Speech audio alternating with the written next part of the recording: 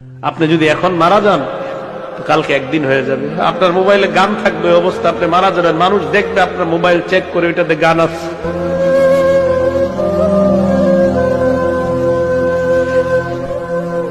আপনি এখন মারা গেলে মানুষ আপনার মোবাইলে চেক করে দেখবে এটাতে গান আছে, সিনেমা আছে। গুনার কারণে না ভয় লাগে, গুনার জন্য না ভয় লাগে।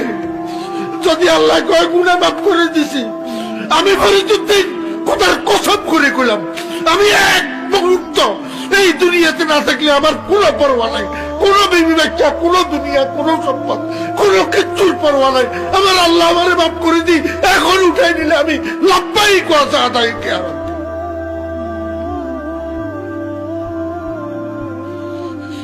কিসের দুনিয়া?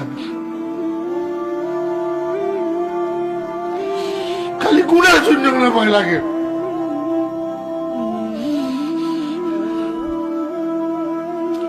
ইমানদারের কিসের করোনা ভাইরাস?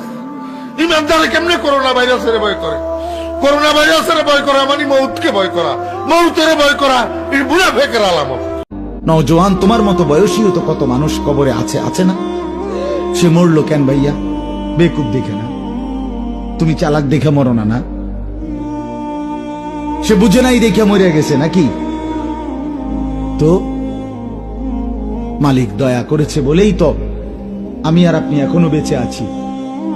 মালিকের সিদ্ধান্তের এক সেকেন্ড আর পৃথিবীতে আল্লাহর ফয়সালা চলে আসলে, মালাকুল মউত চলে আসলে, এরপরে এক সেকেন্ড থাকার সুযোগ মিলবে তো?